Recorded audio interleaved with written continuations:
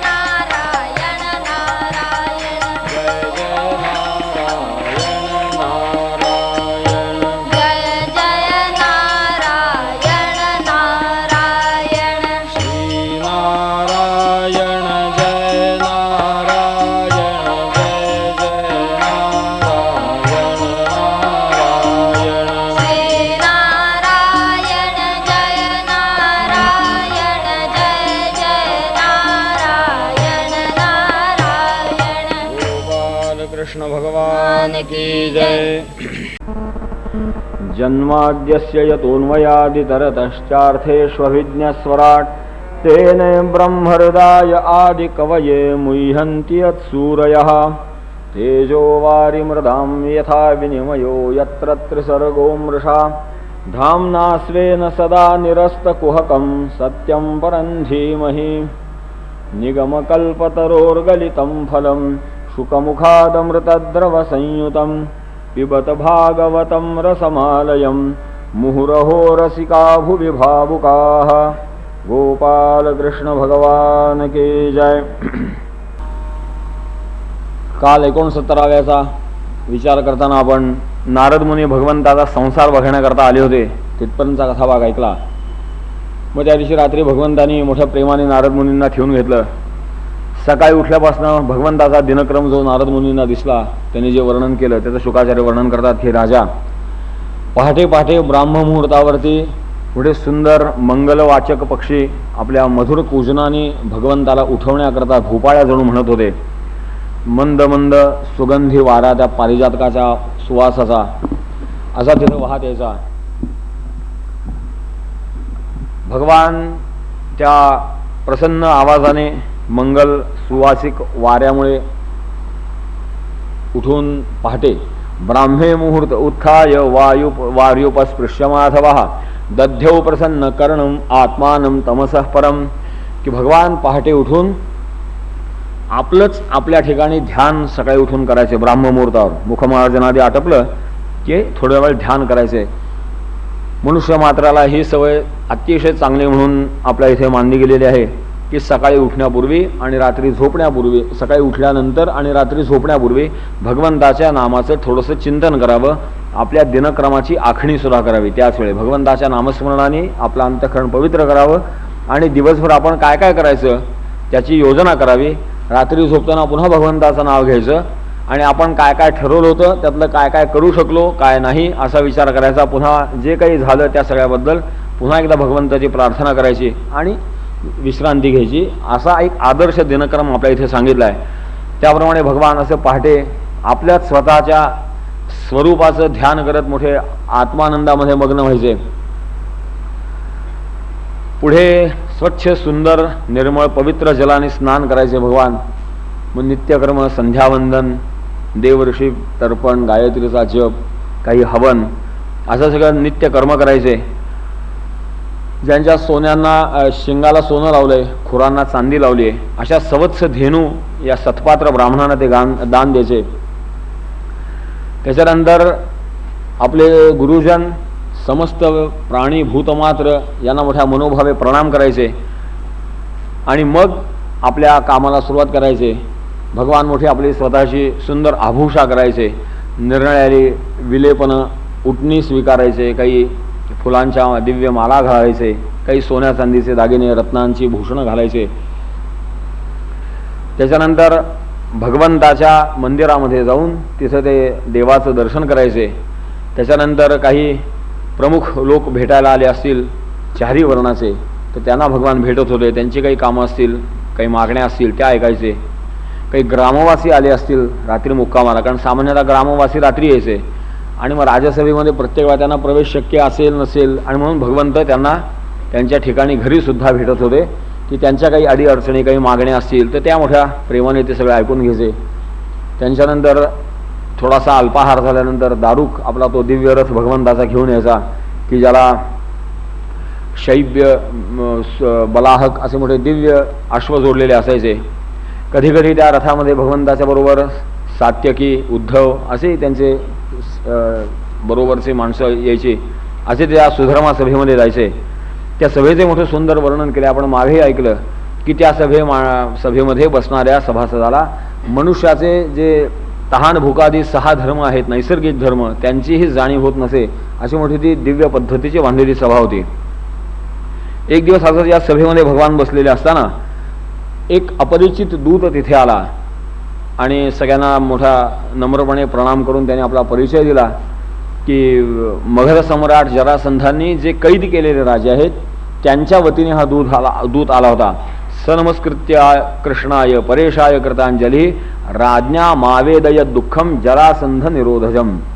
की ज्या राजांना जरासंधा मगध देशचा राजा होता, ज्याने कंसाचा सासरा कृष्णावरती 18 वेळा आक्रमण केलं होतं, त्यांनी आपल्याला चक्रवर्ती सम्राट पदाची प्राप्ती व्हावी म्हणून यज्ञ करायचं ठरवलं होतं. तेव्हा असा मोठा दिसायला तो धार्मिक होता, परंतु तो यज्ञ होता तो नरमेध राजांचा बळी देऊन यज्ञ करायचा असं ठरवलं होतं. आणि काय 1000 राजे तो गोळा करत होता. तेव्हा बरेचसे राजे त्याचे गोळा झाले होते आणि तो यज्ञ करण्याच्या इच्छेमध्ये असल्यामुळे पण मोठा 10,000 हत्तींचं ताकद असलेला होता जरासंध.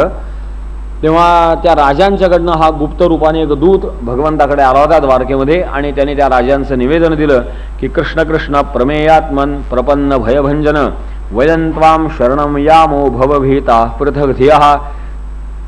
की हे भगवान, आपण या सज्जनांच्या रक्षणाकरता पृथ्वीवरती अवतार घेतलात अशी आम्ही आपली कीर्ती खूप ऐकली. म्हणले लोके भवान जगदिनः कलयावतीर्ण सद्रक्षणाय खलनिग्रहणाय चान्यः क्वचित्वदीय मति याति निदेशमीम किंवा जनसकृतमृच्छति तन्न विदम.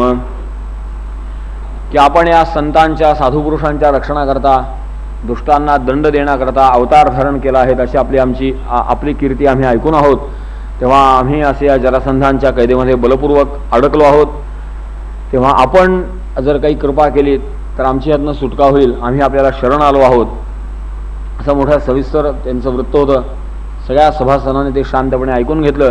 दूताला त्याच्या अन्नवस्त्र काय जी याचा पद्धत असते त्याप्रमाणे देऊन त्याला दुपारी भेटायला सांगितलं की आम्ही विचार करतो, तू भोजनादी करून विश्रांती घेऊन दुपारी ये, काय निर्णय घ्यायचा आम्ही सांगतो असं म्हणून त्याला त्याच्या निवासस्थानी पाठवून दिलं. तेवढ्यात नारद मुनी आलेले ते सभेमध्ये आले. सगळ्या सभासदांनी उठून नारद मुनींचं स्वागत केलं. राजदूते ब्रुवत्तेव देवर्षी परमद्युती बिभ्रत्पिंग जटाभारम प्रादुरासीद यथारवी.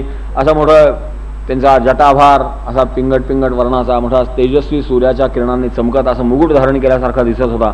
मोठं तेजपुंज सौंदर्याचे नारद मुनी होते. त्यांचं वर्णन खूप ठिकाणी असं छान आहे. तेव्हा असं त्या भगवंताच्या दरबारामध्ये आल्यावर ते सगळ्यांनी सभासदांनी उठून त्यांचं स्वागत केलं. मोठं नारदांचं कुशल मंगल गायलं लोकांनी की हे महर्षे अपि स्वलद्य लोकानां त्रयाणाम अकुतो भयम ननुभूयान भगवतो लोकान पर्यटतो गुणः. की आपण ह्या त्रिलोक संचारीन असल्यामुळे आपल्या या गुणांमुळे आम्हाला बसल्या जागी सगळ्या बातम्या मोठ्या चांगल्या मिळतात म्हणे. तेव्हा त्रिलोकामध्ये सगळं क्षेमकुशल आहे, सगळं ठीकठाक आहे, कुठं काही आपत्ती नाही ना असे मोठे प्रेमाने विचारपूस करतायत, नारदाची स्तुती करतायत.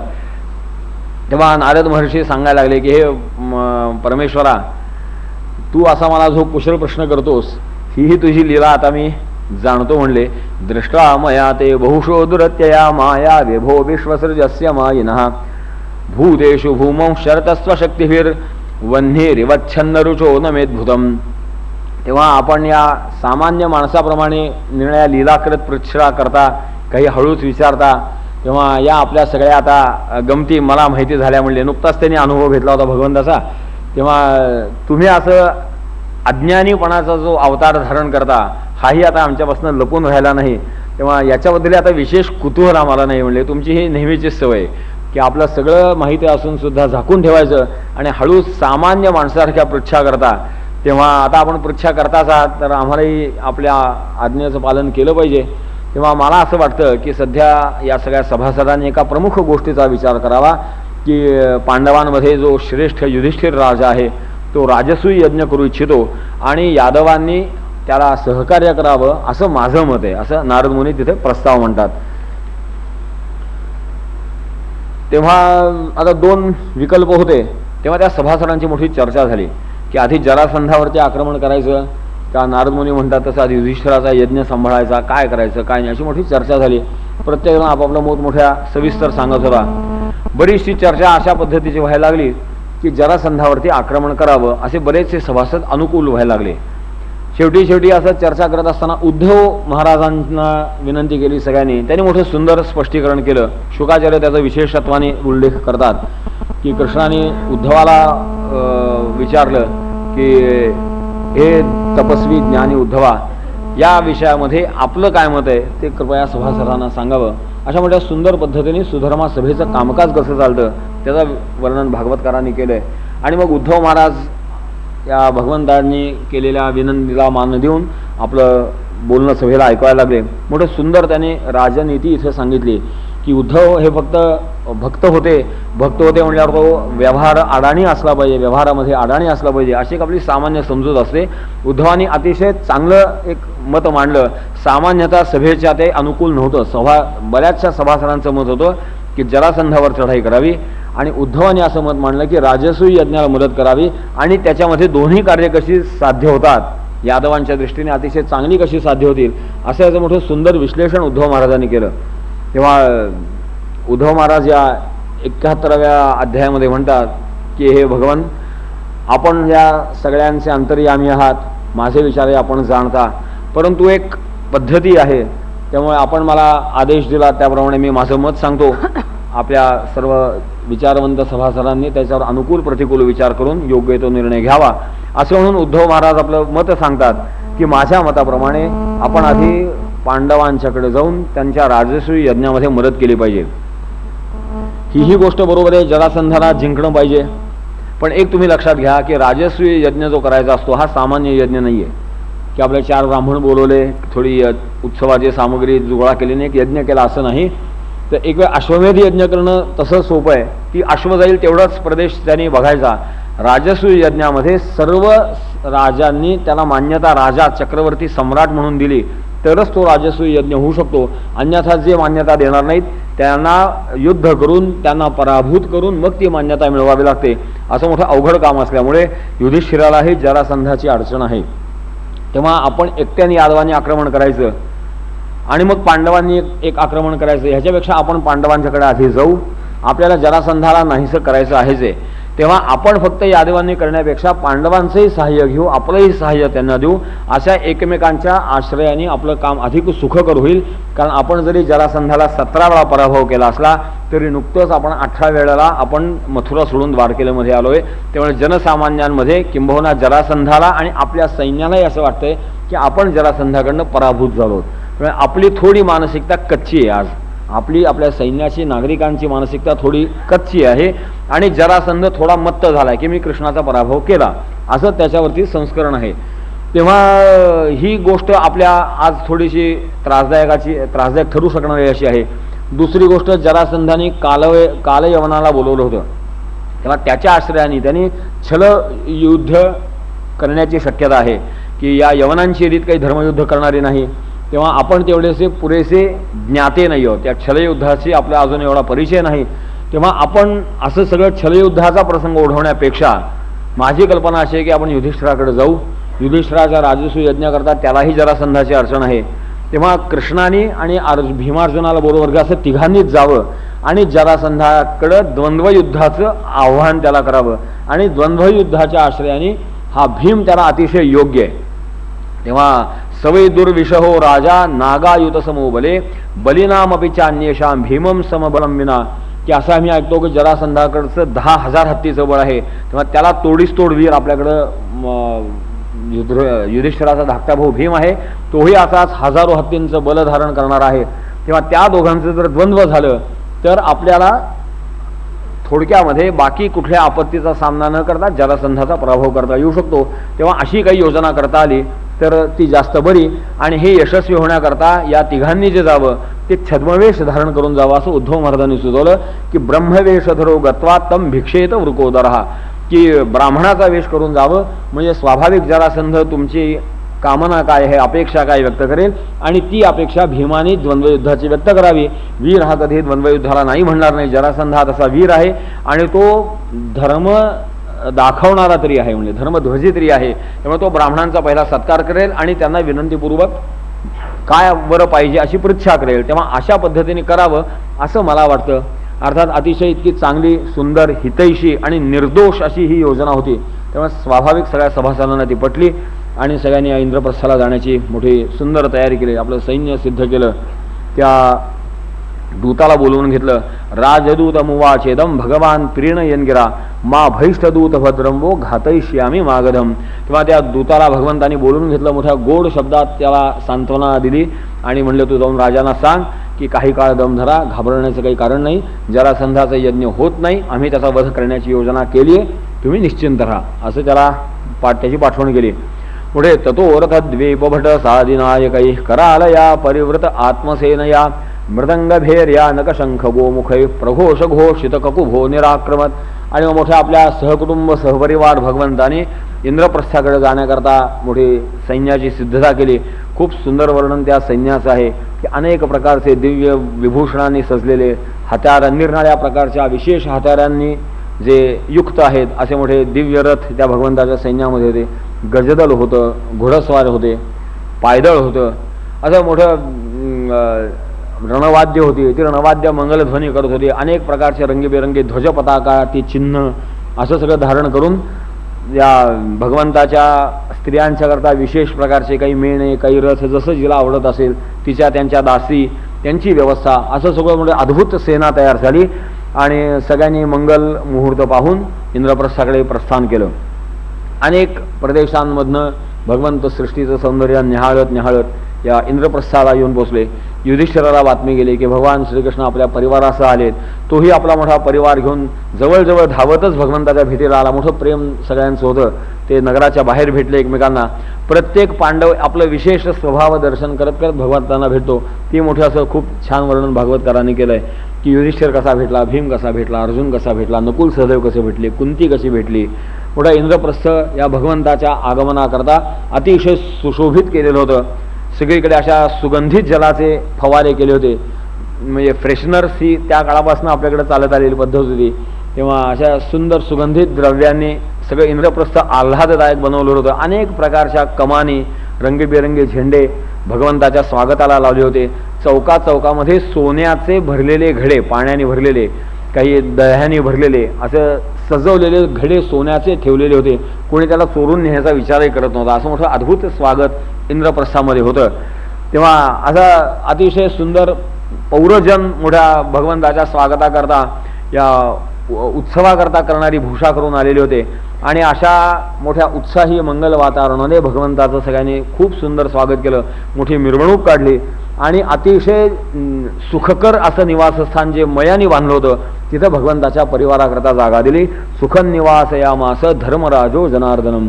या भगवंताला त्याच्या परिवाराकरता मयानी खास बांधलेल्या भवनामध्ये अत्यंत सुखकर अशा जागेमध्ये त्यांचा सगळी उतरण्याची सोय केली. जरा प्रवासाचा शेणवटा वगैरे 1-2 दिवसाचा झाल्यानंतर सगळे एकदा त्या युधिष्ठिराच्या सभेमध्ये बसलेले असताना युधिष्ठिर हात जोडून उभा राहिला आणि त्याने कृष्णाची प्रार्थना केली की हे भगवान, ऋतुराजेन गोविंद राजसूयेन पावनेः यक्षे विभूतिभिर्भवस्तत् संपादयन प्रभो.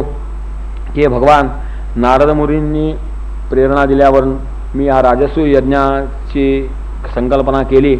आमच्या कुलातल्या सगळ्या ज्येष्ठांनी याला अनुमोदन दिलं, कारण राजसूय यज्ञामध्ये नियमच फार आहेत.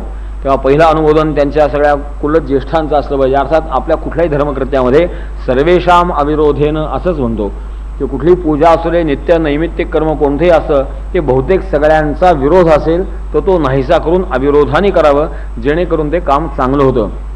हेही स्वाभाविक आहे की आपण एखाद्या उत्साहाने काही काम करावं आणि काही लोकांच्या कल्पनेत त्याच्या सम्यक स्वरूपाचं ज्ञान नसल्यामुळे काही जर विकल्पना असतील तर त्यांच्याकडनं मदत होऊ शकत नाही, उलट झाला तर अडथळा होऊ शकतो. आणि म्हणून त्यांनी कार्याची हानी होते. याच्याकरता आपल्या धर्मकृत्यांमध्ये सुद्धा सर्वेषाम अविरोधेनं असं सांगितलं की होता होईल तोवर सगळ्यांचा अविरोध असला किंवा निर्माण करून मग हे कृत्य करावं, असं ती संकल्पना असते. तसं मी आमच्या सगळ्यांची सल्लामसलत केली. सगळ्या ज्येष्ठांनी त्याला अनुकूलता दर्शवली. अनेक ऋषींनी मोठं पुण्यप्रद आहे असं सांगितलं. तेव्हा मी असं म्हणतो की राजसूय यज्ञ करावा. तेव्हा माझ्या बुद्धीप्रमाणे हे करावं असं वाटतं, परंतु माझा हा संकल्प पुरा होईल का, तुझं याच्याबद्दल मत काय आहे? तू अनुकूल असशील तर हा माझा संकल्प पूर्ण होईल, आणि तुझी जर अनुकूलता नसेल तर भले इंद्रादिक देवताही माझ्या मदतीला येवोत, माझा संकल्प पूर्ण होण्याची शक्यता नाही. म्हणून तुझं मत काय आहे ते जर तूच प्रगट केलंस तर त्याप्रमाणे निर्णय घ्यायला आम्हाला बरं पडेल. तेव्हा भगवान मोठे प्रसन्नतेने म्हणले की धर्मराजा, सम्यक व्यवस्थितन राजन भवता शत्रुकर्षण कल्याणी येन ते कीर्तीर लोकान अनुभविष्यती. की तुझा हा निर्णय अतिशय चांगला आहे, अत्यंत तू चांगल्या पद्धतीने विचार करून हा निर्णय घेतला आहेस. तेव्हा अशा या राजसूय यज्ञाने तुझं अतिशय कल्याण होईल हे निश्चितच आहे. तेव्हा या राजसूय यज्ञाचं प्रमुख संकल्पना तुला कल्पना आहेच आहे, त्याच्याबद्दल तू काही योजना केलीस का, असं भगवान त्यांची अनुकूलता त्याने दाखवली आणि मोठं सविस्तर एकेका योजनेचा विचार केला की या राजांची संपर्क साधायचा कसा. तर युधिष्ठिर म्हणला मी त्याची देवा योजना अशी केली आहे की सहदेवम दक्षिणस्यामवशत सहस्रंजयी, की सहदेवाने दक्षिण दिशेला जावं, तिकडच्या सगळ्या राजांची व्यवस्था काय करायची ते सहदेवाने बघावं, नकुलाने पश्चिमेला जावं, अर्जुनाने उत्तरेला जावं, भीमाने पूर्वेला जावं आणि अशा चारही दिशांना जाऊन या राजसूय यज्ञाकरता आवश्यक असलेल्या सगळ्या राजांची मान्यता घ्यावी. तेव्हा मग हळूच भगवंतांनी विषय काढला, हे सगळं ठीक आहे, त्या जरासंधाचं कसं काय करायचं, कारण जरासंध हा सगळ्यात मोठा अडचण आहे त्याची आपल्या राजसूय यज्ञाकरता. तो स्वतः चक्रवर्ती सम्राट होऊ इच्छितो, त्यामुळे तो तुला सम्राट पदाला तुझ्या अनुमोदन दिलं अशी शक्यता नाही.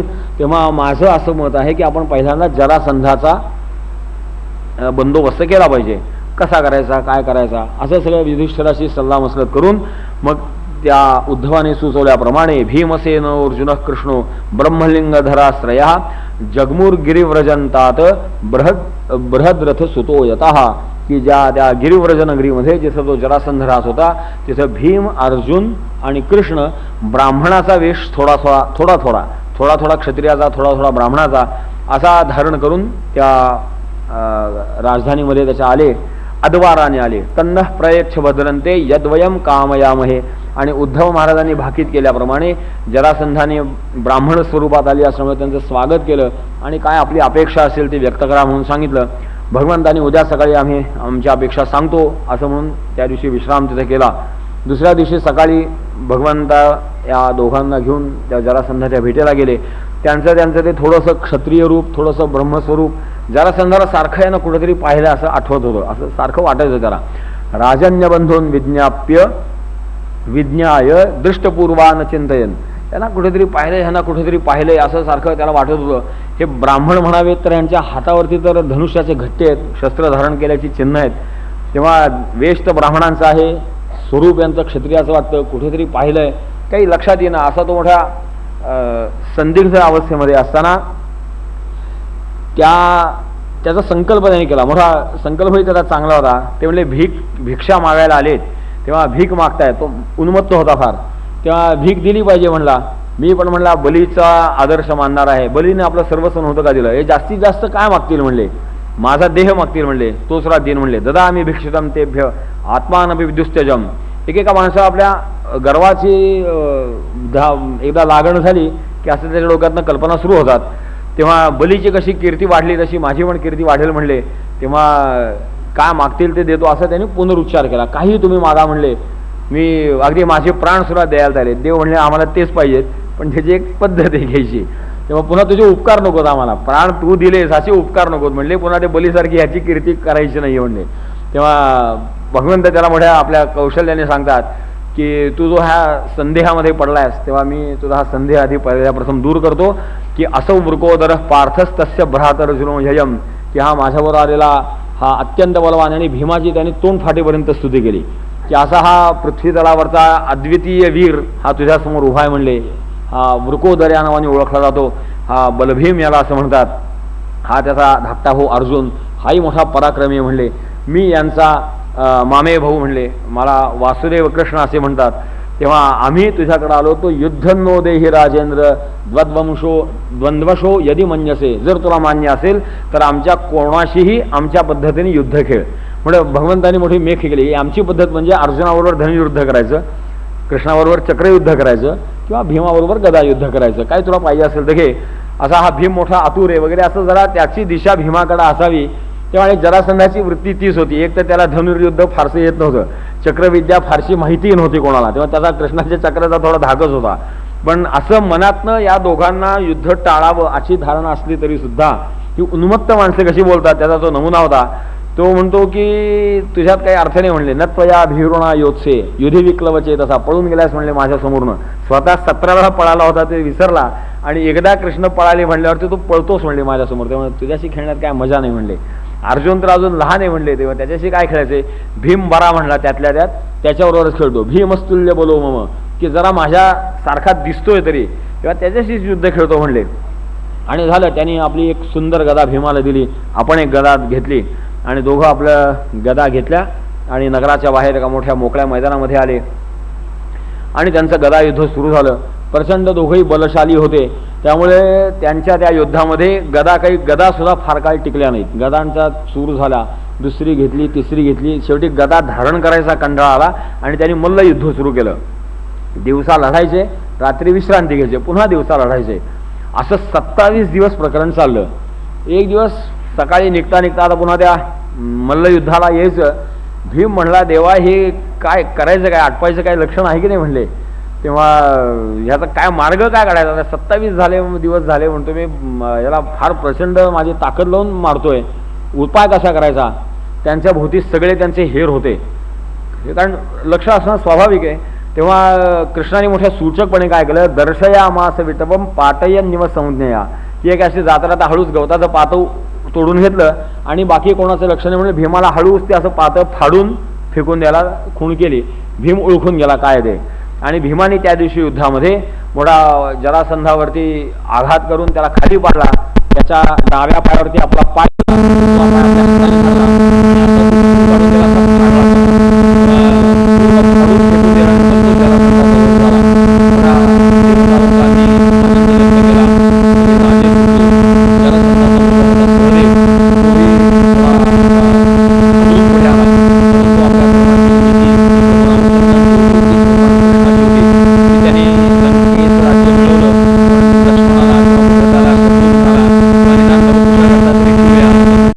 देऊन टाकलं होतं. किंबहुना रामायण का म्हणतात तर त्यांनी आधीच संकल्प केला होता की तुला हे राज्य देतो. तसंच कृष्णाने सुद्धा हे सगळंच्या सगळं जरासंधाचं राज्य सहदेवाला दिलं, त्याला कुठलीही अट घातली नाही. आणि अशा त्या भगवंताच्या उदार वागण्यामुळेच सहदेव भगवंताचा एकनिष्ठ भक्त होऊन गेला, की त्याला अपेक्षा नव्हती. त्याला स्वतःचा मृत्यूदंड समोर दिसत होता की माझ्या वडिलांनी अतिशय क्रूरपणे हे सगळं कर्म केलेलं आहे, त्याचा यांनी वध केला, आता माझी गती त्याच दिशेने होणार. अशी त्याची मनोस्थिती असताना भगवंतांनी त्याला राजमुकुट दिले आणि तो इतका प्रसन्न झाला. प्रसन्न म्हणण्यापेक्षा तो असा फुलूनच गेला आणि भगवंताचा कायमचा एकनिष्ठ भक्त होऊन गेला. त्यांनी भगवंताच्या आदेशाची वाट बघितली नाही, त्या सगळ्या राजांना सोडलं. परमेश्वर ते कृष्ण पाहत होते की सहदेवाला स्वातंत्र्य दिल्यानंतर तो काय करतो, आणि भगवंताला अनुकूल त्यांनी आपल्या वृत्ती दाखवल्यामुळे परमेश्वर त्याच्यावर प्रसन्न झाले. ते सगळे राजे सुटले. तेव्हा त्या सगळ्या राजांनी भगवंताची खूप मोठी सुंदर स्तुती केली की जणू अतिशय असे खितपत पडलेले, मृत्यूच्या शंकेने असे झिजत चाललेले राजे भगवंताला पाहून पुन्हा प्रेताला प्राण मिळाल्यावर जसा आनंद व्हावा तसा तो पुन्हा मोठे प्रफुल्लित झाले. असे मलिन वस्त्र झाली होती, सगळ्यांची मुद्रा मलान झाल्या होत्या आणि त्यांनी मोठी भगवंताची सुंदर प्रार्थना केली. नमस्ते देवदेवेश प्रपन्नार्थी हराव्यय प्रपन्नान पाहिनः कृष्ण निर्विण्णान घोर संस्कृते, की भगवान मोठी अवघड परिस्थिती आमची झाली होती, तेव्हा आपण कृपा केलीत म्हणून आम्ही आज या मोकळ्या हवेत श्वास घेऊ शकतो आहे. तेव्हा आमची चूक आमच्या लक्षात आली म्हणले की आम्ही इतके दिवस काय झालं, इतरेतर स्पृधा अशी आमची वृत्ती होती. वयम पुरा श्रीमद नष्ट दृष्टयो जिगीषयस्या इतरेतर स्पृधा, की आम्ही आपसातच असे वैरभाव राखून एकमेकांना खाली ढकलण्याकरता मोठ्या ईर्षेने भांडत राहिलो आणि आमच्या भांडणाचा फायदा या जरासंधाने घेतला आणि आमच्या एकएकट्याला निर्णयी आमिष राखून कधी वश करून कधी पराभूत करून असं आम्हाला पकडलं होतं. आता आमच्या सगळ्यांची ती चूक लक्षात आली आहे की असं आपापसात भांडून काही खरं नाही. पुढं त्यांनी एकीचं गायन इथे केलं की माणसाची एकी कशी असावी, क्षुद्र स्वार्थाने असं माणसाने करू नये. तेव्हा भगवंताला अशी मोठी जो आपला वंदनाचा मोठा प्रसिद्ध श्लोक आहे तो श्लोक या राजाने इथे केला की कृष्णाय वासुदेवाय हरये परमात्मने प्रणतक क्लेशनाशाय गोविंदाय नमो नमः, की जसा या राजांच्या सर्व त्रासाचा भगवंताने परिहार केला, ते सगळे त्रास दूर झाले, तसं या कृष्ण वासुदेव हरी परमात्म गोविंद स्वरूप असलेल्या भगवंताला जे नमस्कार करतात त्यांच्याही सगळ्या क्लेशांचा भगवान नाश करतात. अशा या मोठ्या सामर्थ्य असलेला हा श्लोक या राजांनी भगवंताला उद्देशून पहिल्यांदा प्रगट केला. तेव्हा भगवंताने त्याला सहर्ष मान्यता दिली, त्यांच्या स्तुतीला मान्य केलं आणि मोठ्या प्रेमाने त्यांना उपदेश केला की तुम्ही आजपर्यंत जे वागला त्याच्याबद्दल जो तुम्हाला पश्चात्ताप झाला ती अतिशय मंगलप्रद गोष्ट आहे. या ठिकाणी तुमची दृढ श्रद्धा असावी की आता पुन्हा यातनं मागं सरकू नका, कारण तुम्हाला माहीत असेल की नाही मला माहीत नाही, अशा सत्ता संपत्तीच्या जोरानेच आजपर्यंत आपल्याकडे अनेक चांगल्या चांगल्या लोकांचा नाश झाला आहे. नहुष राजाची कथा तुम्हाला माहीत असेल. वेन, रावण, नरकासूर हे सगळे कशामुळे नाहीसे झाले? ते हे सगळे त्यांच्या मस्तीमुळं नाहीसे झाले. तेव्हा तुम्ही राजे आहात, आपल्या राज्यकर्त्याची जी कर्तव्य असतात ती लक्षात ठेवा. त्याच्याकरता दिलेली जी सत्ता असते तिची मस्ती डोक्यात घेऊ नका, मोठ्या प्रेमाने राहा, असा मोठा सुंदर राजधर्माचा उपदेश भगवंतांनी केला. परीक्षित राजाला म्हणतात शुकाचार्य की हे राजा, त्याप्रमाणे सगळी त्या जरासंध राजाची व्यवस्था लावली. स्वाभाविकच तो जरासंधाचं राज्य आणि ह्या सगळ्या त्याच्या कैदेत असलेल्या सगळ्यांचं राज्य युधिष्ठिराला मोठं अनुकूल झालं. ते त्यांच्या मोठ्या पराक्रमाचं चिन्ह झालं की पांडवांचा बराचसा विजय हा इथंच प्राप्त झाला. कारण पुढे भीमाचा जो पराक्रम आहे त्या अनेक ठिकाणी असं वर्णन आहे की आधी जरासंधाला पराभूत करणारा भीम आलाय, याच्या भानगडीत कशाला पडता, कर द्या, मान्यता द्या, अशी अनेक युद्ध त्याचे नुसत्या या एका पराक्रमामुळे साध्य झाली. किंवा असं मोठं त्या पांडवांचं काम सुखकर झालं. असं ते सुख करून भगवान जरासंधम घातयित्वा भीमसेनेन केशवः पार्थाभ्याम संयुत प्रायात सहदेवेन पूजिताः, की त्या सहदेवानी म्हणजे जरासंधाचा मुलगा असलेल्या सहदेवानी सगळ्यांचं मोठं पूजन केलं, मोठ्या प्रेमाने त्याचा निरोप घेतला आणि त्याला यज्ञाला उपस्थित राहण्याचं निमंत्रण देऊन हे तिघजण युधिष्ठिराकडे परत आले. मोठ्या प्रेमाने त्या सगळ्यांना ह्यांनी सगळा सविस्तर वृत्तांत सांगितला. या भगवंताचं हे अद्भुत कौशल्य पाहून युधिष्ठिर मोठा प्रसन्न झाला. त्याला अतिशय सगळ्यात मोठी काळजी या जरासंधाचीच होती. तेव्हा या सगळ्या महात्म्या लोकांनी, नारदाने काय, उद्धवाने काय, असं एका पद्धतीने बांधून अशी एक सुंदर योजना केल्याचं युधिष्ठिराला अतिशय प्रसन्नता प्राप्त झाली. तेव्हा त्यांनी भगवंताची खूप चांगली पुन्हा स्तुती केली. न हे कस्या द्वितीयस्य ब्रह्मणः परमात्मनः कर्मभिर्वर्धते तेजो रसते च यथा रवे, हे की हे भगवान आपणच या सगळ्या सृष्टीच्या आधारभूत तेजाच्या आश्रयाचे आहात, आपल्याच सत्तेने हे सगळं होतं. तेव्हा आम्हाला जे असं मी वाटतं, मी केलं असं वाटतं, हे खरं म्हणजे हे आमचं मी वाटणं पण सुद्धा आपल्याच शक्तीचं स्फुरण असतं, पण अज्ञा माणसं त्याला ओळखत नाहीत. तेव्हा आमची आता वृत्ती अशी करू नका, आम्हाला हे नित्य स्मरण असावं की आम्ही जे जे काही करतो त्या सगळ्यामध्ये मूलभूत प्रेरणा ही आपली आहे. अशी मोठी सुंदर भगवंताची स्तुती केली.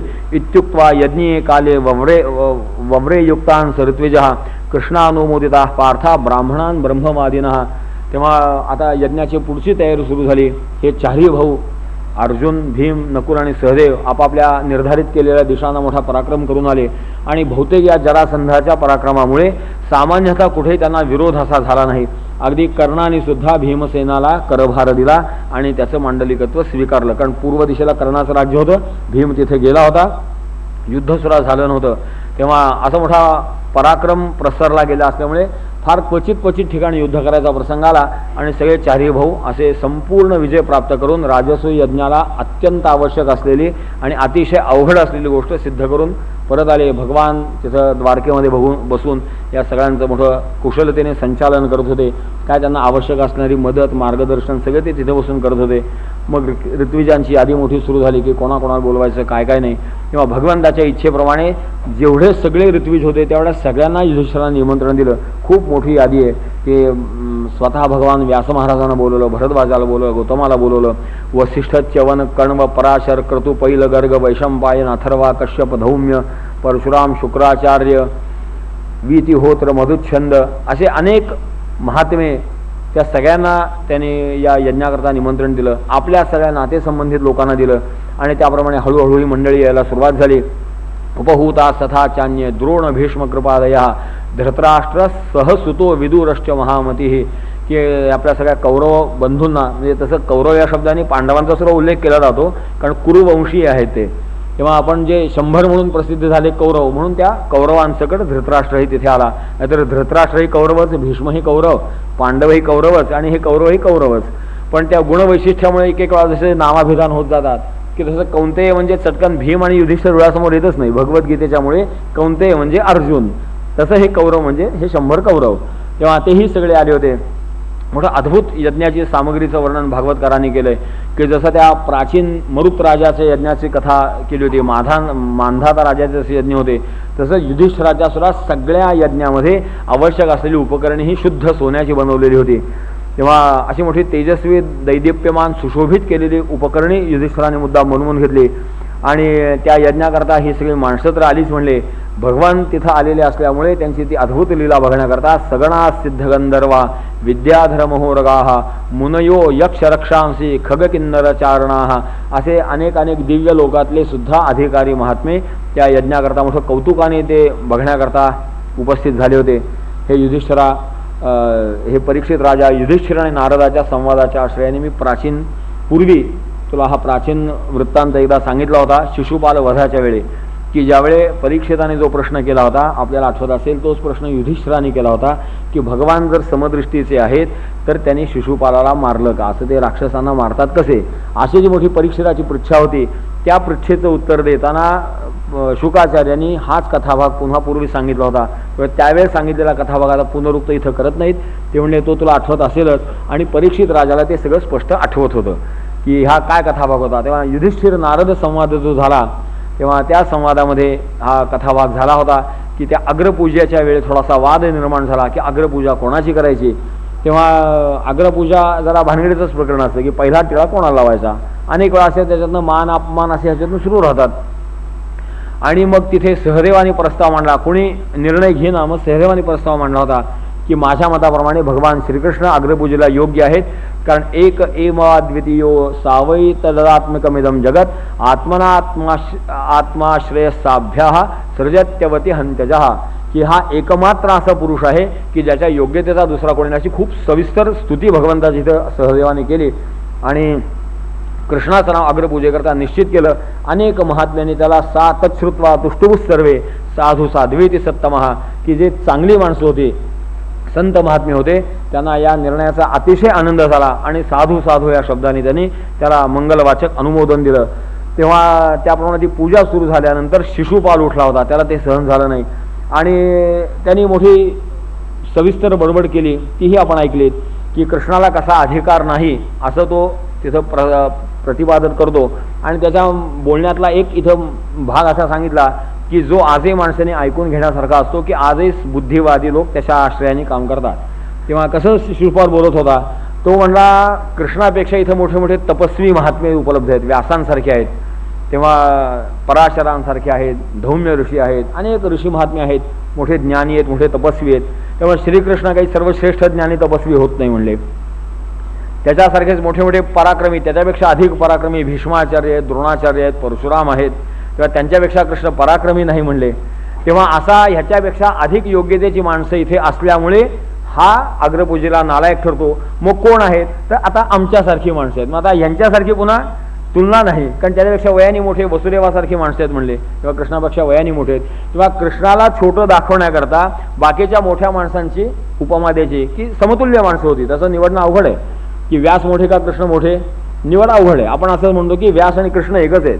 अचतुर्वदनो ब्रह्मा द्विपाहुर परो हरिः आभारलोचन शंभू भगवान बादरायणः.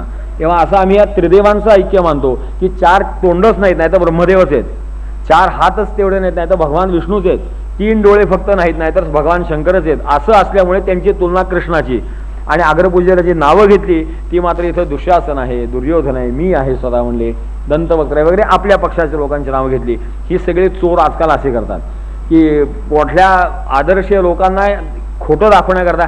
भीम काय एवढा पराक्रमी नव्हता, अर्जुन तर मेंगळट, कृष्ण किती पराक्रमी होता, म्हणजे त्याची तुलना कृष्णाशी करायची आणि हळूच पराक्रमी म्हणायचं कर्णाला. मग कर्णाची कृष्णाची तुलना करावी की, ते करत नाहीत. आणि मग कर्ण दुर्योधनापेक्षा श्रेष्ठ होता म्हणून कर्ण अर्जुनापेक्षा श्रेष्ठ होता, असा एक फॅलसी जन्माला घालतात हे लोक. तेव्हा हे लक्षात का ठेवायचं, तर असा सध्या आपल्याकडे प्रकार चालू आहे की ज्याला आपण परंपरेने सदाचारी सद्वर्तनी पूजनीय वंदनीय मानतो, अशा व्यक्तिमत्वांची राळ उडवायची, त्यांच्यावरती घाणेरडे आरोप करायचे आणि आरोप अशा पद्धतीने करायचे. अर्जुन काही पराक्रमी नव्हता हो, कृष्ण किती पराक्रमी होता त्यापेक्षा. आणि इकडे कर्ण बघा काय पराक्रमी, दुर्योधन दुःशासन फार खोटे त्याच्या पुढे. तेव्हा हा दुःशासनापेक्षा मोठा होता, याचा अर्थ तो अर्जुनापेक्षा मोठा नसतो. तेव्हा हा जो दृष्टीभ्रम जो असतो, अनेक दृष्टीभ्रम माणसं करतात की नाही, तसा हा साहित्यिक भ्रम आहे. तेव्हा अशा तुलनेने सामान्य माणसाने आपल्या या भ्रमामध्ये बुद्धीला अडकू नये. जी आपली परंपरागत चाललेली विचारधारा आहे ती खूपच चांगली आहे, अजूनही तसं सामान्यता झालेलं नाही आहे. आणि क्वचित जर कुठल्या दुर्गुणी माणसाचं कौतुक झालं असेल तर ते त्याच्या ठिकाणी असलेल्या सद्गुणाचंच कौतुक झालंय.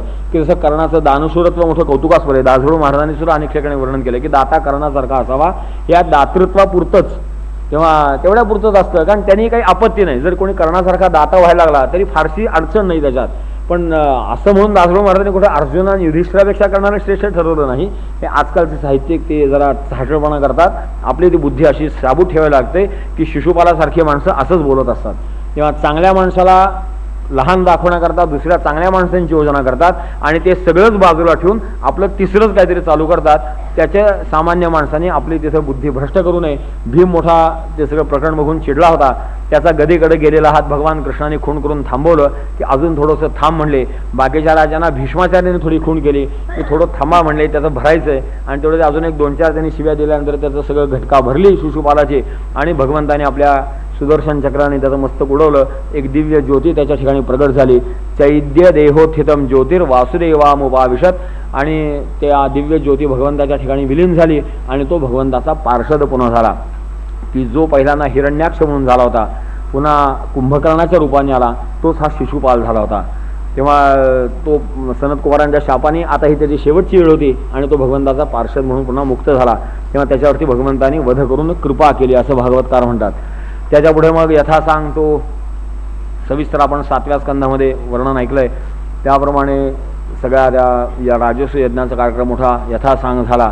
अतिशय चांगल्या या पद्धतीचं जे वर्णन आहे हे जे नित्य स्मरणात ठेवतात त्यांचं या आयुष्यामध्ये कल्याण होतं. यैदं कीर्तयेत विष्णू कर्मचैद्यवदाधिकम राजमोक्षमितानंच सर्व पापैः प्रमुच्यते, त्यांच्या सर्व पातकांचा नाश होतो. असं मोठं सामर्थ्य या भगवंताच्या राजसूय यज्ञाच्या लीलेस आहे. आता मोठा यज्ञ सर्वांगाने संपन्न झाला. सगळ्यांना स्वाभाविकपणे आनंद झाला. एक दुर्योधनाचंच अंतःकरण सारखं द्वेषाने जळत होतं. तेव्हा परीक्षित राजा विचारतो की मग दुर्योधनाचं एवढं जळण्यासारखं झालं होतं काय म्हणले. तेव्हा झालं काहीच नव्हतं म्हणले. मत्सरी माणसाला काही व्हावं लागतं काय म्हणले. तेव्हा तो दुसऱ्याचं चांगलं बघूनच जळत असतो. तेव्हा अशा माणसाला काय करावं. खरं म्हणजे युधिष्ठिराने अतिशय चांगली योजना केली होती. त्यांनी या कौरवांच्या कोणत्याही दुष्टपणाचा म्हणजे विचार करून त्यांना आपल्यापासून लांब ठेवलं, बहिष्कृत केलं वगैरे असं काही केलं नव्हतं. उलट ज्या व्यवस्था जशा भीमार्जुनाला सांगितल्या तशा दुर्योधन कर्णाला सुद्धा सांगितल्या होत्या की भीमाला अन्न भोजन व्यवस्थेची जबाबदारी दिली. तो मोठा सुंदर पाककर्ता होता की जी विद्या त्याला अज्ञातवासाला उपयोगी पडली.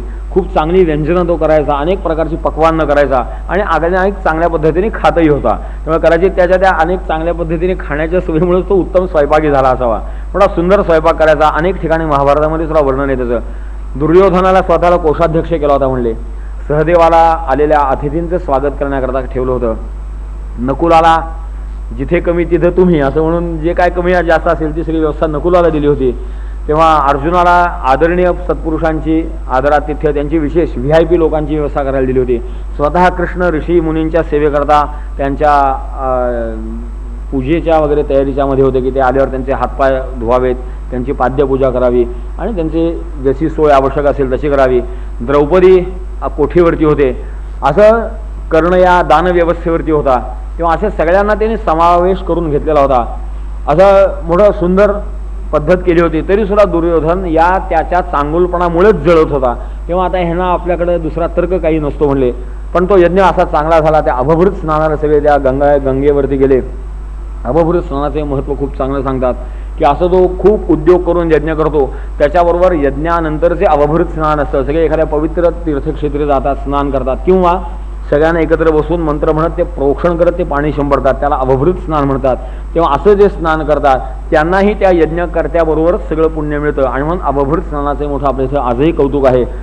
सस्मृतस्तत्र ततः सर्वे वर्णाश्रमयुता नराः महापातक्यपि यत् सद्यो मुच्येत कल्वेशात, की अनेक प्रकारची पातकं झाली असली तरी सुद्धा असं चांगल्या माणसांबरोबर अभभृत स्नान केल्याने सगळ्यांच्या पातकाचा निराश होतो.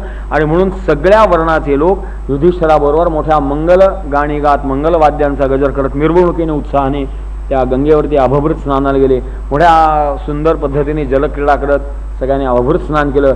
कृष्णाच्या उपस्थितीमुळे आणखीनच एक सुंदर खेळकरपणा प्राप्त झाला होता. जणू भगवंताला पुन्हा गोकुळची आठवण व्हावी असं पुन्हा त्या जलक्रीडा सगळ्यांच्या सगळे मित्र सहकारी होते इथे त्याचे. तेव्हा असं मोठं सुंदर वर्णन भागवतकारांनी केलंय.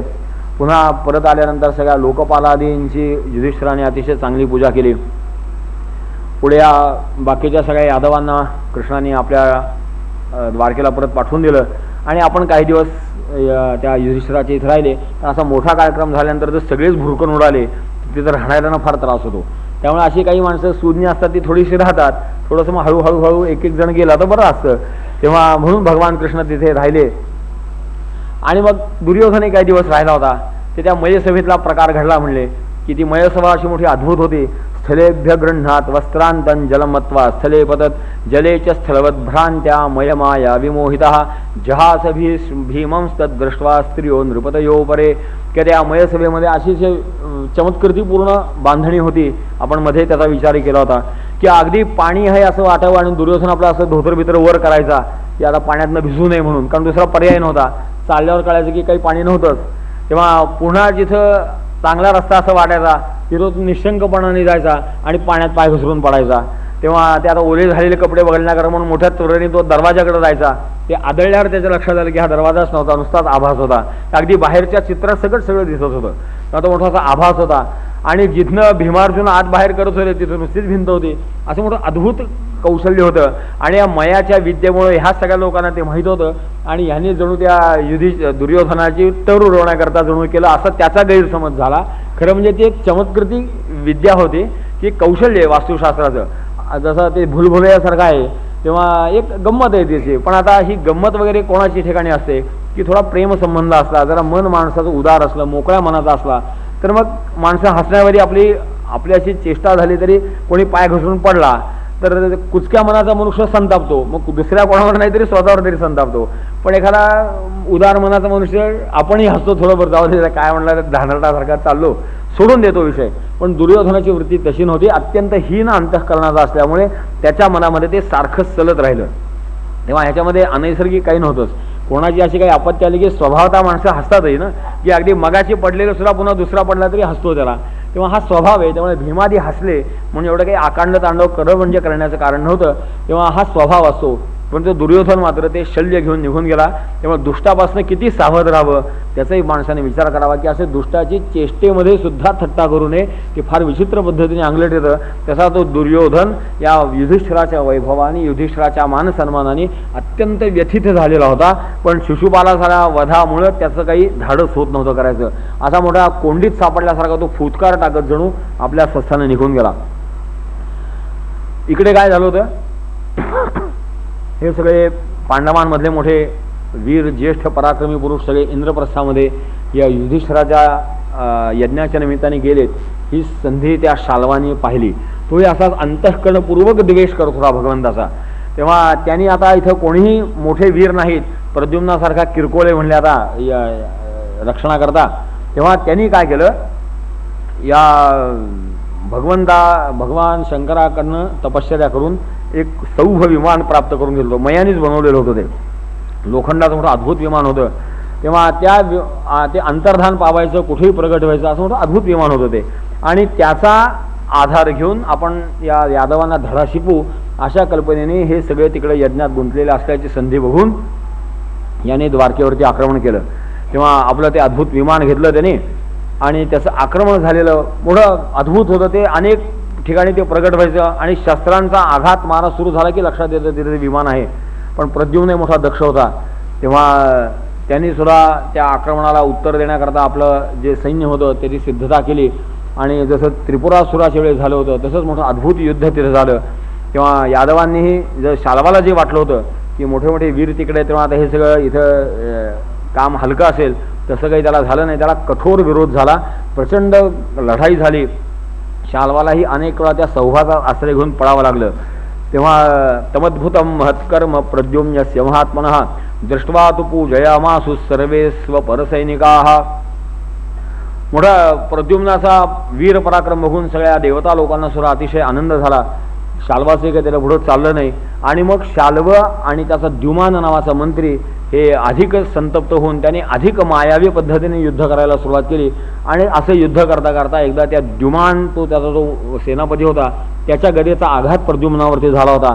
त्या सगळ्या मायावी आणि आत्तापर्यंत ज्ञात नसलेल्या पद्धतीने युद्ध करण्याचा थकवा थोडा प्रद्युम्नावर आला होता. त्यामुळे त्याच्या गधेच्या आघाताने काही क्षण मूर्छित झाला. तेव्हा प्रद्युम्न मूर्छित झालेला बघून दारुकाचा मुलगा त्याचा सारथी होता. मोठी ती दक्ष मंडळी अपेक्षित असतात, त्यामुळे दारुकाच्या त्या मुलाने मोठ्या चतुराईने प्रद्युम्नाला रणभूमीवरून बाजूला केलं, शीतोपचार करून त्या वीराला सावध केलं. आणि स्वाभाविक आपल्या त्या दिव्य पौरुषामुळं प्रद्युम्नाने नाराजी व्यक्त केली की अरे मी तिथं मेलो असतो तरी चाललं असतं, आता माझ्यावरती हा डाग लागला, आता आम्ही पळून आलो. त्यामुळे त्यांनी त्याला मोठं त्यांचं चांगल्या पद्धतीने सांत्वन केलं की हे वीर शिरोमणे, असं युद्धातनं बेशुद्ध झाल्यानंतर तुम्हाला वाचवण्याचं काम सारथ्याचंच आहे, तेव्हा याला युद्धातनं पलायन म्हणत नाहीत, आपण युद्धातनं पळून गेलेलो नाही, मी फक्त तुम्हाला सावध करण्याकरता इथे आलेलो आहे, आपण पुन्हा जाऊन पराक्रम करू शकतो आणि हा माझा धर्म आहे, असं त्या सगळ्या सविस्तर सारथी धर्माचा तिथे त्यांनी काय कर्तव्य असतात ती सांगितली. तेव्हा वीर ज्यावेळी असा हातबल होतो त्यावेळेस त्याला सावरण्याचं काम ही सारथ्याचं असतं आणि ते मी माझ्या धर्माप्रमाणे केलं, याच्यामध्ये अधर्म काही झालेला नाही, तुम्ही विकल्प न करता आधी शाल्वाकडे पहा. आणि असं म्हणून तो त्या आपल्याला बेशुद्ध केलं गेलं या रागाने अधिक दीप्तमान झालेला प्रद्युम्न मोठ्या उत्साहाने त्या रणभूमीवरती गेला. नैवाम द्युमत पार्श्व मिरस्य त्याह सारथे, आणि चल म्हणले, ठीक आहे आता घेऊन चल म्हणले. आणि त्यांनी रथ आपला पुन्हा त्या रणभूमीवरती आणला आणि इतक्या प्रचंड वेगामध्ये त्याने आघात करायला सुरुवात केली की ते प्रद्युम्न आलेला आहे या त्याला मुंडकं उडता क्षणी कळलं फक्त त्या द्युमानला. इतक्या त्याला डोळ्याचं पातळ होतं तो मारलं, प्रचंड मोठा पराक्रम केला. 27 दिवस ते युद्ध झालं म्हणे आणि शाल्वाला काही करता आलं नाही, मोठा हताश होऊन तो परत गेला. तेव्हा इकडं या भगवंताने हे सगळं जाणून युधिष्ठिराची परवानगी घेतली की आता लक्षणं काही बरी दिसत नाहीत, द्वारकेवरती काही आपत्ती आल्या असण्याची आशंका आहे, तेव्हा मला जाऊ दे असं म्हणून मोठ्या जड अंतःकरणाने पांडवांनी त्याला निरोप दिला. कृष्ण परमात्माने द्वारकेला येता येता हे सगळं बघितलं बलराम कृष्णाने. तेव्हा कृष्णाने बलरामाला नगरीची व्यवस्था काय आहे ती करायला लावली. प्रथम प्रापयमे सूत शाल्वस्यांतिकमाशुवै संभ्रमस्तेन कर्तव्यो मायामी सौभराडयम, की हा मायावी आहे, जरा थोडा काळजी कर, पण म्हणजे असं भया व्याकुळ व्हायचं कारण नाही, दक्षतेने राहा, आपण त्याच्या मागोव्याला जाऊ असं म्हणून बलरामदादाला नगरामध्ये पाठवून दिलं आणि आपण शाल्वाच्या वधाकरता समुद्र तटाकडे त्यांनी प्रस्थान केलं. शाल्वश्च कृष्णमालोक्य हतप्राय बलेश्वरा प्राहरत कृष्णसुताय शक्तीं भीमराम मृधे, आणि तो कृष्ण चालून येतो पाहून शाल्वानी त्या आपल्या सौभामधनं एक प्रचंड घोर शक्ती कृष्णावरती सोडली, पण कृष्णाने मोठ्या आपल्या चातुर्याने कौशल्याने ती शक्ती रथावर येण्याच्या कितीतरी आधी तिचे तुकडे तुकडे करून तिचा नाश केला. शाल्वाने आपली गदा फेकली, भगवंताने आपल्या गदेने त्याचं उत्तर दिलं, असं मोठं घोर युद्ध सुरू झालं त्यांचं. तेव्हा एकदम एकाएकी काय झालं, शाल्व दिसेनासा झाला आणि भगवंताच्या रथापाशी असा लांबनं श्रांत झालेला असा एक घोडेस्वार पळत पळत आला आणि तो म्हणला, हे भगवान, मी कृष्ण कृष्ण महाबाहो पिता ते पृथ्वीवत्सल बध्वापनितशाल्वेन सौनिकेन यथा पशु, की मी देवकीकडनं आलोय म्हणले की शाल्वाने तुझ्या वडिलांचं अपहरण केलंय आणि जसं एखादे यज्ञीय पशु बांधून नेतात तसं त्यांनी बांधलंय, तेव्हा बघ बाबा असा तुम्हाला निरोप त्याने सांगायला सांगितलाय. असा एक माया भ्रम निर्माण करून तो पळून गेला आणि तो गेल्याच्या काही क्षणानंतर शाल्व प्रगट झाला आणि खरंच त्यांनी वसुदेवाला बांधलेलं त्या सौभामध्ये दिसत होतं आणि त्यांनी मोठ्या कृष्णाचा उपहास केला की बघ आता तुझ्या समोर मी तुझ्या वडिलांचा शिरच्छेद करतो, आणि म्हणून त्यांनी त्या मायावी वसुदेवाचं मुंडकं उडवलं.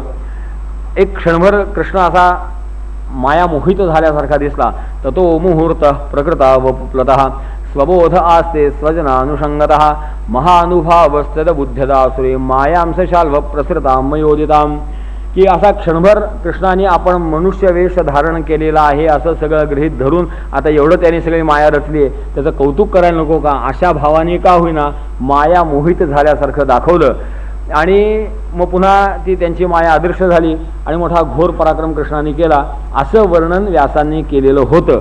असा उल्लेख शुकाचार्य करतात आणि असं म्हणतात, एवं वदन्ति राजर्षे ऋषयः केचनान्वितः यत् स्ववाचो विरुद्धेत नूनंतेन स्मरंत्युत, की असं वर्णन केलं म्हणजे असे काही विरोधही असले तरी चालतात, हे प्राचीन काळापासून चालत आलेलं आहे. तेव्हा शुकाचार्य म्हणतात की अशा काही ऋषींनी वर्णन केलेलं असलं तरी ते मला मान्य नाही, त्यांच्या शब्दाने ते मान्य होत नाही म्हणले, तेव्हा त्यांच्या ते लक्षात येत नाही की हे विरोधात जाऊ शकतं. तेव्हा असं होणंच शक्य नाही की भगवान जर अंतर्यामी सर्व साक्षी असतील तर त्यांना माया झाली असं म्हणता येईल कसं. आणि म्हणून त्याच्या मागची ही टीप मोठी महत्त्वाची आहे की माया देह धारण केल्याचं सार्थक करण्याकरता माया मोहित झाल्यासारखं दाखवावं लागलं. कारण रामावतारात तिथे प्रॅक्टिस फार केली होती भगवंतानी, तेव्हा थोडंसं दाखवायला पाहिजे म्हणले. आता एवढं मनुष्य रूपाने धारण केलं आहे, पण हे सगळं व्यासाने स्पष्ट लिहिलेलं नव्हतं का, त्या गणपतीला चकवायचं होतं. कारण व्यासांच्या पुढे एक घुंगडं होतं काय सगळं. ते गणपतीचं अट होती की मी थांबणार नाही लिहिताना. तेव्हा व्यासाने ती मान्य केली होती. ठीक आहे, थांबू नका म्हणले, तुम्ही ज्या क्षणी थांबाल त्या क्षणी लेखन थांबलं म्हणले, पण माझी एक अट आहे म्हणले, न समजल्याशिवाय काही लिहायचं नाही. काय बुद्धिमत्ता होती बघा. गणपतीला सांगतात की न समजता लिहायचं नाही, आणि गणपतीची बुद्धी थांबवावी म्हणून अशी काही मध्ये मध्ये गमती केल्यात. त्यामुळे गणपती विचारात तिथंच पडला होता म्हणले. कृष्ण मोहित कसा झाला असावा बाबा, गणपती विचारात पडला, त्यांना थोडी विश्रांती मिळाली म्हणले. तेव्हा आता हे सगळं पुढं कशाला माहीत असायचं म्हणून असं काही ऋषी म्हणतात म्हणले. म्हणे खरं नाही, असं काही झालं नाही म्हणले. एवं वदन्ति राजर्षे ऋषयः केन चान्वितः यत् स्ववाचो विरुद्धेत नूनं तेन हे माणसाने एकदम कुठं विरोध सापडतो अशी वाटच बघत असतात, म्हणून त्यांना हे उत्तर मिळालं. अधिक स्पष्टीकरण पाहिजे असेल तर आप्पा लिहितील हे तुम्हाला सांगतो. ते असं म्हणले, रुक्मिणीची दोन म्हणजे प्रेमपत्र कधी एका लेखात पूर्ण होत नाही म्हणले. काय माणसाला काहीतरी अक्षर चुकतं, सौंदर्य जातं, दुसरं लिहितात तुम्ही बघा आता आजूबाजूला नजरा टाकून. तसं एक प्रेमपत्र होतं, त्याच्यात रुक्मिणीने ही योजना कळवली होती, आणि पुन्हा तिने विचार केला की हे जर कृष्णापर्यंत गेलं तर एवढी शहाणी असतं एक म्हणलं असतं माझ्यापर्यंत. त्यामुळे असं आपला आगाऊ शहाणपण दिसू नये म्हणून ते तिने झाकून ठेवलं आणि दुसरं पत्र पाठवलं, जे आपण कीर्तनामध्ये ऐकतो. हे असं प्राचीन काळापासून द्वंद्व चालत राहतं. त्यांनी विकृती समजायचं काही कारण नाही, ती एक आपण साहित्यिक गंमत समजावी, जशी शुकाचार्यांची आणि व्यासांची झाली. असं मोठं ते झालं होतं. कृष्णाने ते सगळी माया दूर केली आणि आपल्या बाणाने, त्यांचे अद्भुत बाण होते, आपण त्या नरकासुराच्या प्रकरणामध्ये वर्णन केलं होतं, आणि त्या अद्भुत बाणाने शाल्वाला घायाळ केला आणि त्याचबरोबर गदेचा प्रहार करून सौभालाही नामशेष केलं. शाल्व मोठ्या प्रयासाने जमिनीवरती उडी मारली आणि सौभ समुद्रामध्ये कोसळलं, आणि आपल्या सुदर्शन चक्राने शाल्वाचा भगवंतानी वध केला. पुढं त्या शाल्वाचे जे मित्र होते दंतवक्त, त्यांचा भगवंताने वध केला. त्याच्या कथापूर्वी थोडं नामस्मरण करू आणि पुढच्या कथाभागाकडे लक्ष देऊ. श्रीराम जय राम जय जय राम,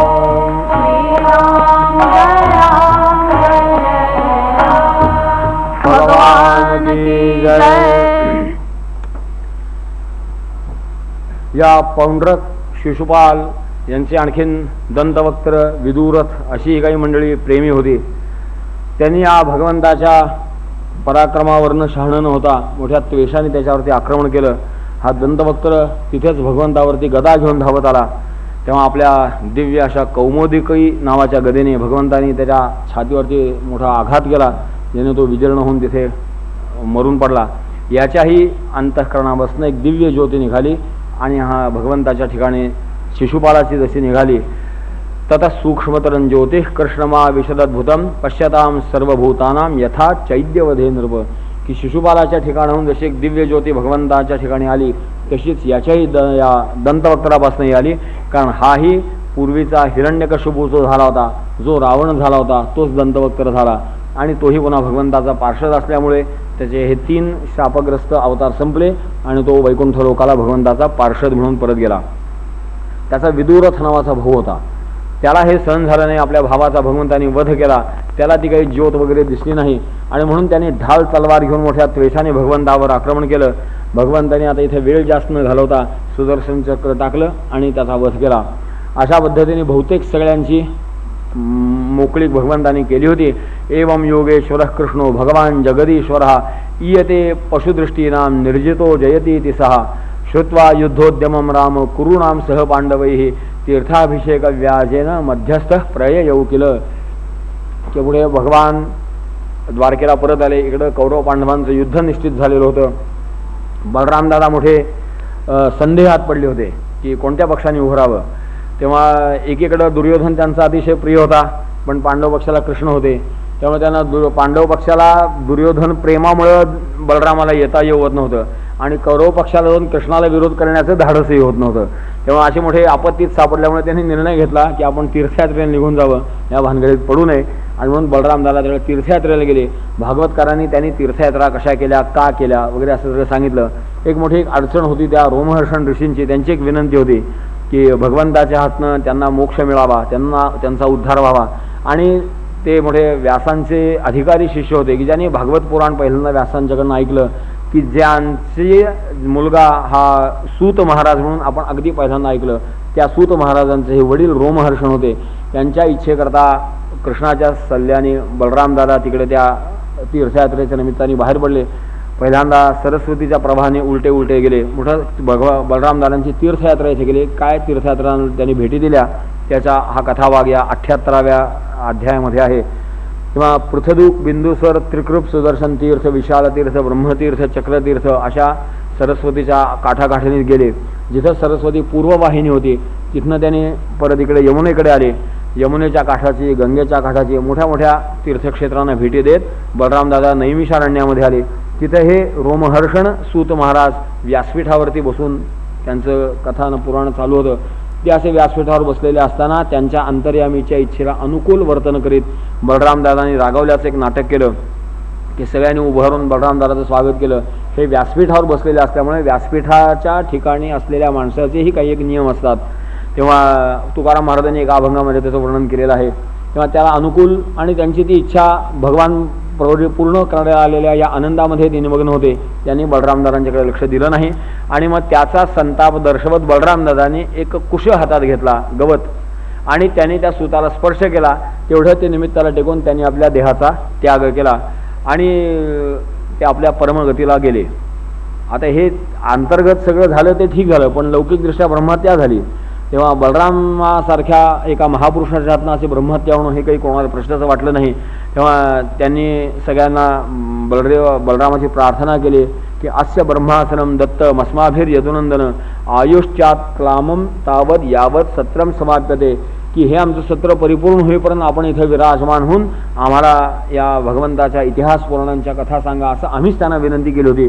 त्यामुळे ते व्यासपीठावर बसून आपल्या स्वागताकरता उठले नाहीत वगैरे समजावून सांगितलं. तेव्हा तुम्ही आता ब्रह्महत्येचं प्रायश्चित्त करा म्हणले. नाही तर यांनी लोकांना आदर्श राहायचा नाही. तेव्हा बलरामदादांनी ते मान्य केलं की तुम्ही मला सांगा म्हणले, मी काय प्रायश्चित्त घेऊ का? मी माझ्या योगमायेच्या आश्रयाने ह्यांना पुन्हा देहावरती आणू?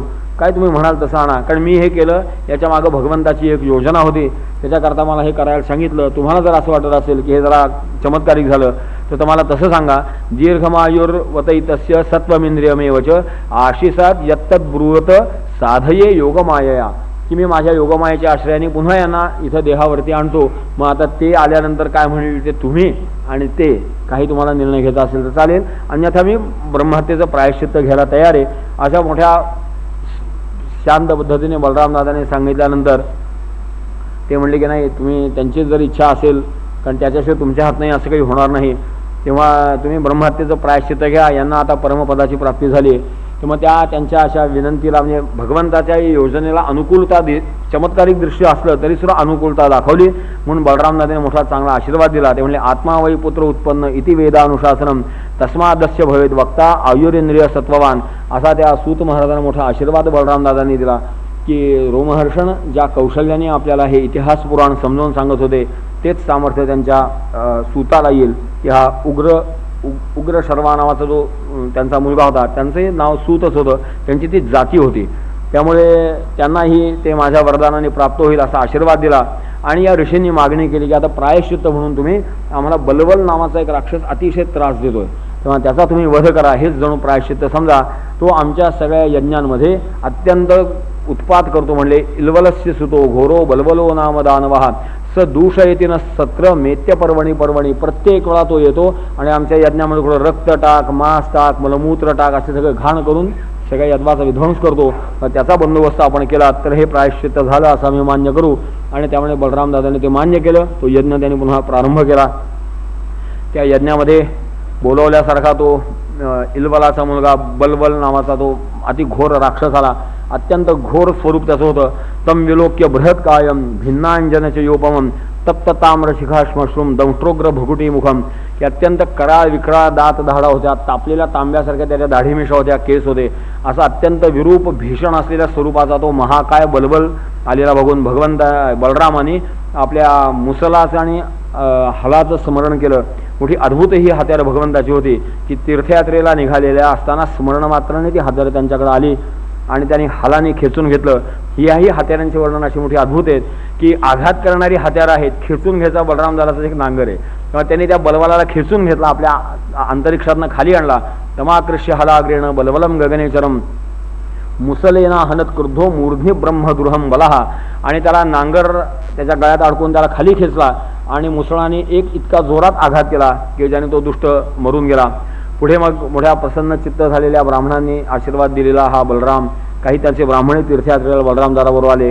पुढे तो कौशिकी नदीच्या तीरावरती आला, तिथनं शरयू नदीच्या उगमस्थानावरती गेला, तिथनं परत प्रयागाला आला, पुन्हा पुलहाश्रम, मग नेपाळच्या तिकडे गंडकी, गोमती, विपाशा, तिथनं ते सोन नद, त्याचा ईशान्य उत्तर भारताचा प्रवास करून दक्षिणेकडे परत आला. गयेमध्ये आले बलरामदादा, पुन्हा गंगा सागर संगमावरती गेले, तिथनं असंच त्या पूर्व तटावरनं महेंद्र पर्वतावरती आले. परशुरामाची त्यांची भेट झाली, त्यांनी मोठं अभिवादन केलं, त्यांचं दर्शन घेतलं. पुढं सप्त गोदावरी, वेण्णा, पंपा, भीमेच्या काठी आली. भीमर्थीचा उल्लेख भागवतांनी केलेला आहे की भीमेच्या काठी बलरामदादा आले. सप्त गोदावरी वेणाम पंपाम भीमरथीम ततः, किंवा महाराष्ट्रामध्ये भीमेच्या काठी आले.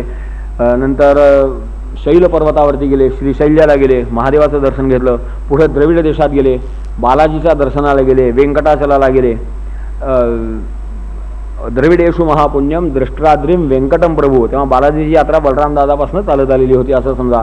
तेव्हा कामाक्षीला गेले, शिवकांची, विष्णुकांचीला गेले, श्रीरंग क्षेत्रामध्ये गेले, ऋषभ पर्वतावरती गेले, सेतुबंधन जो रामचंद्रांनी सेतू बांधला होता तिथे गेले.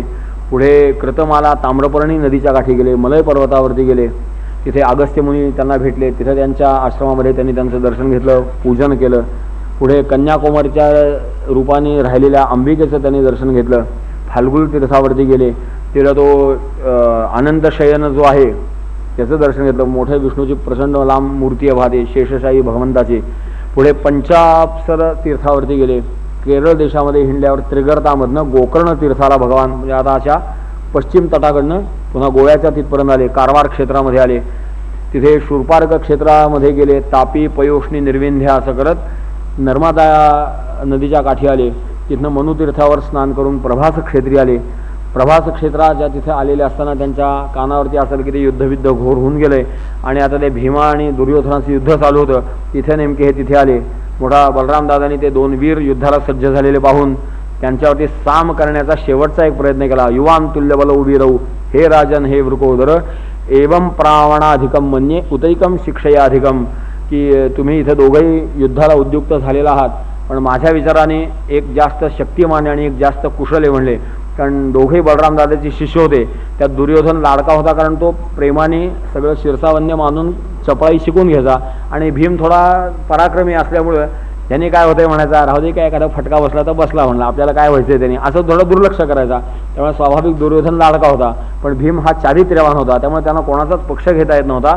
त्यामुळे समीट झाला तर आपला लाडका शिष्यही वाचेल असं म्हणून त्यांनी साम करायचा प्रयत्न केला.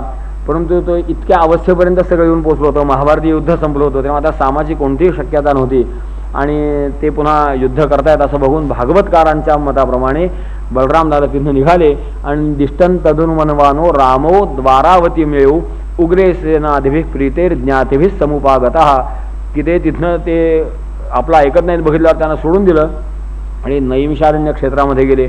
तिथं या ऋषींनी त्यांचं मोठं तीर्थयात्रा केल्यानंतर स्वागत केलं.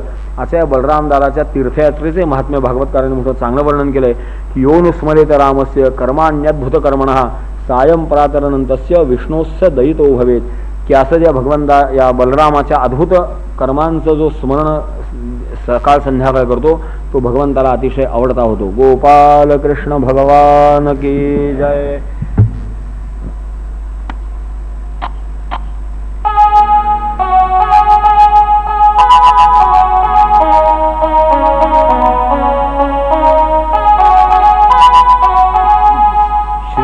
नारायण जय नारायण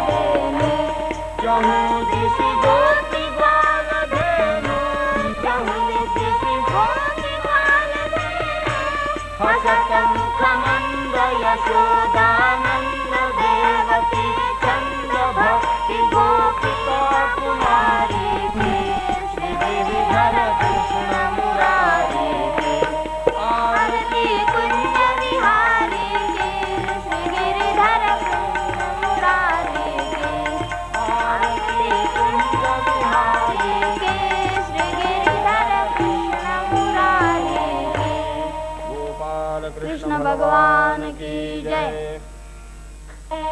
जय हो जय श्री भागवता, आरती करू तुझ भगवंता। जय हो जय श्री भागवता, आरती करू तुझ भगवंता। श्री शुक मुनीने परम भक्तीने आरती